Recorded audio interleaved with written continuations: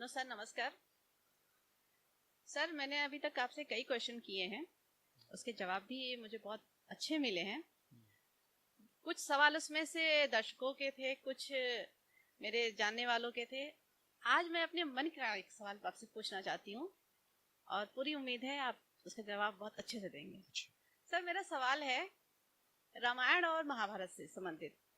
रामायण की जो बुक है, किताब है, वो लगभग लगभग हर हिंदू के घर में पाई जाती है। महाभारत की किताब किसी के घर में क्यों नहीं मिलती है, मुझे ये जानना है।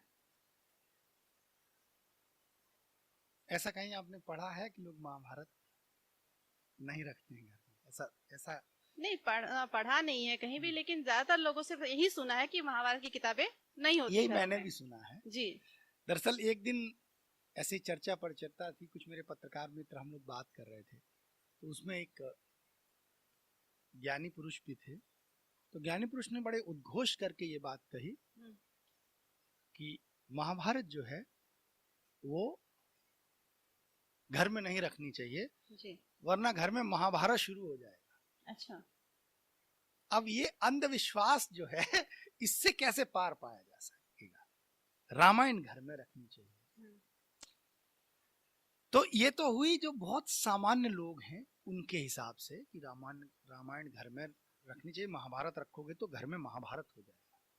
लेकिन मैं इससे थोड़े आगे आपसे जाना चाहता हूँ, मैं इससे आगे जाना चाहता हूँ और आपको बताना चाहता हूँ कि लोग ऐसा क्यों सोचते हैं। रामायण जो है उसमें भगवान श्री राम मर्यादा पुरुषोत्तम, उसमें एक बहुत बहुत आदर्श प्रस्तुत है। हर परिवार ऐसे ही चाहता है, मेरे राम जैसा पुत्र हो जी, मेरा भरत जैसा भाई हो, मेरी सीता जैसी पत्नी हो, हर कोई चाहता है। तो इसलिए जो आदर्श है, जो आदमी के मन का जो सोचना है वो रामायण में है। महाभारत प्रैक्टिकल है। आप सिद्धांत जो है वो रामायण है सैद्धांतिक, महाभारत प्रयोग है। जी। रामायण में जो घटनाएं घटित हुई हैं वो बहुत आदर्श की घटना है। राम मर्यादा पुरुषोत्तम है, कभी लीक से हटकर नहीं चलते। राम को अगर दंड देना है तो उनका भाई भी अगर लक्ष्मण उसकी चपेट में आ रहा है तो उसको भी राम दंड दे रहे हैं। राम के प्रेम से, अगर राम किसी को प्रेम करते हैं और अगर वो गलत करता है तो राम एक परंपरा के रक्षक हैं। अब महाभारत की तरफ आएंगे। महाभारत प्रैक्टिकल है, जो होता है महाभारत वो कर रहे हैं।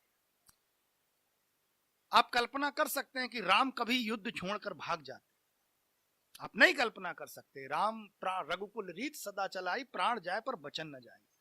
लेकिन कृष्ण अगर जरूरत पड़ती है तो युद्ध छोड़कर भी भाग जाते हैं। कृष्ण ने, जरासंध ने जब लगातार आक्रमण किए तो कृष्ण को लगा कि बिना किसी बात के ये लोग मार रहे हैं।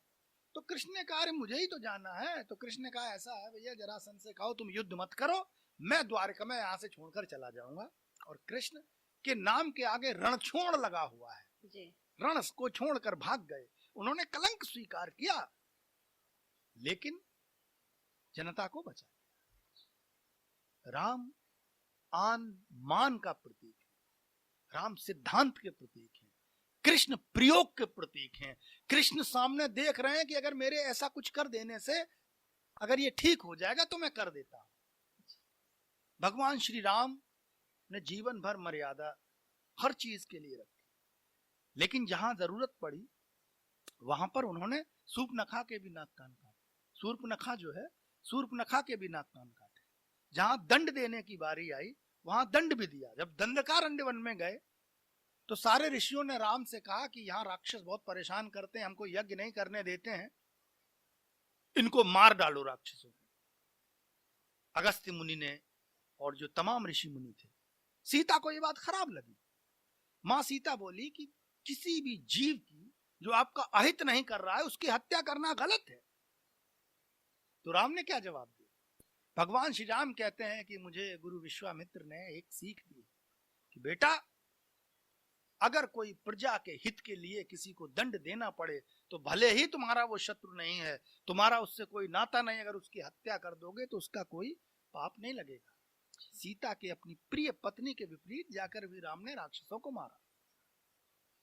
कृष्ण कृष्ण वो करते हैं जो समाज में होना चाहिए, जो होता है।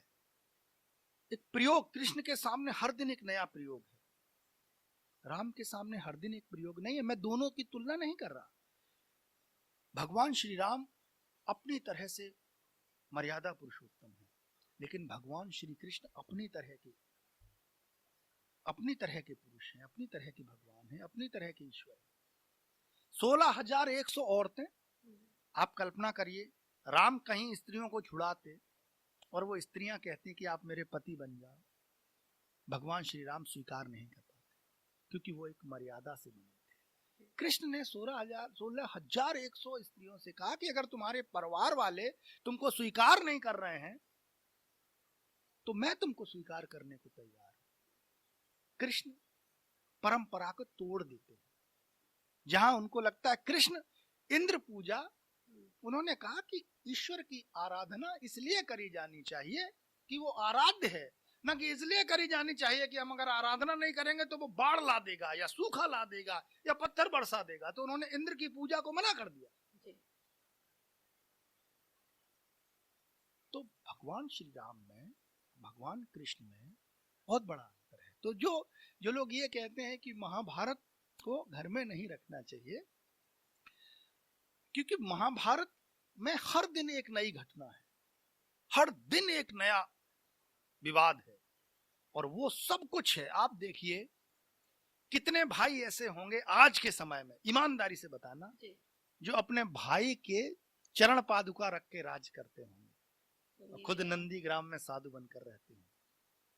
एक भी नहीं मिलेगा फिर। महाभारत ये बताती है कि अगर राज्य से जरा भी चूक गए तो राजनीति जो है दूसरा आदमी आ जाएगा, भले ही तुम्हारा भाई क्यों ना हो, उस सत्ता पर काबिज हो जाएगा, वो तुमको विस्थापित कर देगा, वो तुमको नुकसान पहुंचा देगा।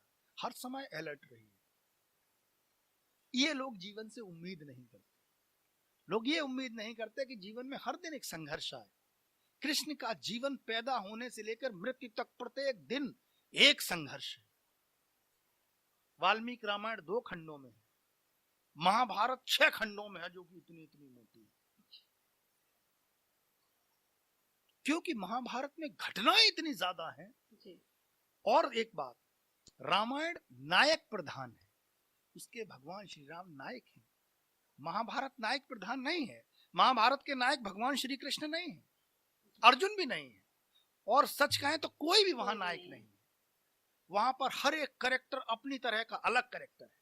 भीष्म अलग, अगर कोई सबसे बड़ा नायक महाभारत में दिखाई पड़ता है तो वो भीष्म माने जा सकते हैं, जो शुरुआत से अंत तक, जब युधिष्ठिर राजा बन जाते हैं तब तक जीवित है। तो रामायण जो है वो एक परिवार की कहानी है। एक भगवान श्री राम, मां जानकी को रावण ने हरण किया और श्री राम ने रावण को मारकर अपनी पत्नी को वापस ले आए और एक शानदार राज्य किया। कृष्ण के जीवन में हर एक दिन एक नई घटना है, हर दिन उनके सामने एक नई चुनौती है। और कृष्ण राम राजा है, कृष्ण राजा नहीं है। कृष्ण कभी भी राजा नहीं बने, कृष्ण ने कभी भी राजगद्दी नहीं संभाली। कृष्ण तटस्थ हैं। तो कृष्ण का जीवन बहुत कठिन है, बहुत कठिन। और कृष्ण का जीवन आज के वातावरण के अनुरूप, कहते हैं महाभारत में जो नहीं है वो कहीं भी नहीं। हर एक घटना किसी न किसी रूप में महाभारत में जो घटित हुआ है, कमोबेश दुनिया में कुछ भी घटित होगा, थोड़ा ना थोड़ा अंश जो है वो उसमें मिल ही जाएगा कुछ न कुछ। तो जीवन की इतनी सारी जो शोर है, जो कोलाहल है, उस कोलाहल के बीच में भी महाभारत रास्ता निकालती है। और सत्य, जो सत्य होता है, जो सत्य घटता है, महाभारत वो दिखाती है। रामायण सिद्धांत, ऐसे राजा हों, ऐसे भाई हों, ऐसी माताएं हों, ऐसी पत्नी हों उर्मिला, ऐसे पुत्र हों रावण जैसे, रावण और मेघनाथ जैसे पुत्र लोगों के, है ना, कि पिता चाहे जितना बुरा हो और वो आज्ञाकारी है, लड़ा पड़ा, इंद्रजीत है, इंद्र को बंदी बनाने की क्षमता है, फिर भी पिता के साथ लड़ा पड़ा है। महाभारत में बहुत जगह अर्जुन युधिष्ठिर को डांटते हैं, कहते हैं कि तुम्हारे जुए के चक्कर में ये दुर्दशा हुई। महाभारत में बोलने का अधिकार है। महाभारत आज के समाज के ज्यादा करीब, जिससे लोग डरते हैं, कोई सच से भागते हैं, लोग सच सुनना नहीं चाहता कोई, इसलिए लोग महाभारत से बचते हैं। और ये तो कोई तर्क नहीं है कि लोग महाभारत नहीं रखते, अगर नहीं रखते हैं तो वो इसीलिए नहीं रखते कि लोग अंधविश्वासी बहुत हैं, उनको लगता है, बहुत जगह ये फैला हुआ है कि महाभारत अगर घर में आ जाएगी तो घर में, जबकि मैं ये मानता हूं कि प्रत्येक व्यक्ति को अपने घर में महाभारत रखनी भी चाहिए और महाभारत को पढ़ना चाहिए। महाभारत को पढ़ने के बाद आप जितने प्रैक्टिकल हो जाएंगे, जीवन के प्रति जितने मजबूत हो जाएंगे, वो अनोखा और अद्भुत होगा। क्योंकि महाभारत में एक भाई दूसरे भाई को जहर दे रहा है, एक भाई की नजर दूसरे भाई की पत्नी पर है। रामायण में देवर की नजर जो है वो मां सीता के चरणों पर है। वो 14 वर्ष वन में रहे पर सीता के पैर के अलावा कुछ नहीं देखा। महाभारत में दुर्योधन अपमानित होकर भीम से आता है इंद्रप्रस्थ में, द्रौपदी वहां कहीं थी ही नहीं, द्रौपदी ने कोई अपमान नहीं किया। कहीं महाभारत में एक शब्द नहीं है, श्रीमद् भागवत में एक शब्द नहीं है कि दुर्योधन का अपमान द्रौपदी ने अंधे का अंधा कहकर किया। लेकिन क्या कहता है आके दुर्योधन, द्रौपदी ने मेरा अपमान किया है हस्तिनापुर लौटकर, क्योंकि उसका मन उसमें लगा है, वो द्रौपदी को नीचा दिखाना चाह रहा है, क्योंकि स्वयंवर में उसने द्रौपदी को पसंद नहीं किया था। तो महाभारत उस पूरी मनुष्य की, जो आज के मनुष्य के अंदर जो जो विद्रूपताएं हैं, जो जो जहर भरा है, जो जो चलता है, उसका आईना है। महाभारत तो हर एक को पढ़नी चाहिए, प्रत्येक व्यक्ति को महाभारत पढ़नी चाहिए। और महाभारत का जो निचोड़ है उसके कुरुक्षेत्र में जो श्रीमद् भागवत गीता, वो हर किसी को पढ़नी चाहिए। तो उस कोलाहल से जो कुछ भी मन परेशान होगा ना, उस गीता को पढ़ते ही सब कुछ ठहर जाएगा। तो दोनों ही ग्रंथ जो हैं हमारे मूल ग्रंथ हैं और दोनों ही ग्रंथों से हमको अपार शिक्षा मिलती है। इसलिए सबको जब भी समय मिले थोड़ा मोड़ा पढ़ना चाहिए, जानना चाहिए अपने मूल ग्रंथों के बारे में, क्योंकि ये जीवन जीने की एक कुंजी है। ये कोई कहानियां नहीं है। इन कहानी, अगर ये कहानियां भी मान के चलो आप, तो इन कहानियों में जीवन की बहुत बड़ी सीख है।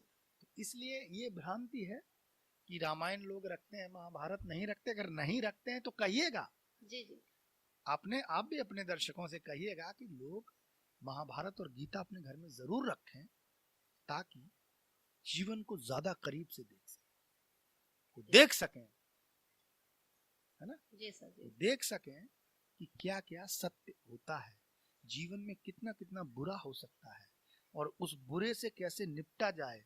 और ये विश्वास बनता है कि अंत में जीत सत्य की होती है, और जीत के बाद भी क्या मिलता है। महाभारत एक आईना है जीवन का, जरूर पढ़ना चाहिए। जी बहुत बहुत धन्यवाद सर।